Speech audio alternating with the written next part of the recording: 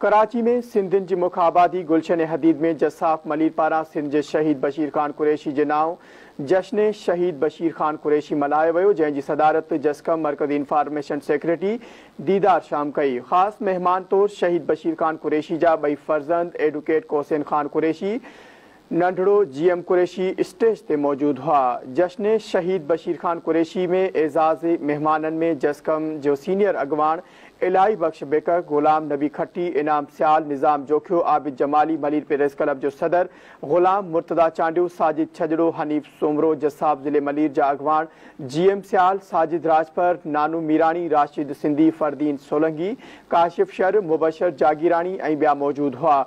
जश्न बशीर खान कुरैशी जी सदारत कंदड़ जस्कम मर्कज़ी इंफॉर्मेशन सेक्रेटरी दीदार शाम ख़िताब कंदे चयो त शहीद बशीर खान कुरैशी में सिंध जो भटकियल रूह वासो करे वियो हो, जंहिं सबबि शहीद बशीर खान सॼी सिंध में राति ॾींहं जुस्तजू कंदे गुज़ारी। हुन पंहिंजे जदोजहद जो मर्कज़ कराची खे बणायो।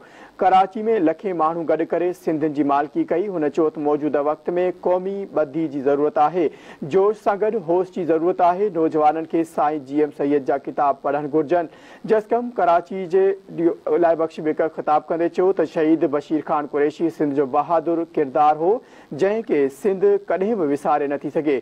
जस्कम अगवान गुलाम नबी खट्टी ख़िताब कंदे चयो त सिंध जी मालिकी शहीद बशीर खान कुरैशी जे इख़्तियार जदोजहद वारे रस्ते ते करे सघिजे थी। जस्कम अगवान इनाम सियाल, सिंधी अदबी संगत कराची जे अगवान असगर बाग़ी ख़िताब कंदे चयो शहीद जी जदोजहद जे करे अॼु कराची में अक्सरियत में सिंधी आहिनि, उन्हनि खे मुनज़िम करण जी ज़रूरत आहे। आख़िर में नौजवान रागी वकार मला क़ौमी गीत ॻाए शहीद वॾे बशीर खान कुरैशी खे भेटा पेश कई ऐं नौजवाननि खे झूमण ते मजबूर करे छॾियो।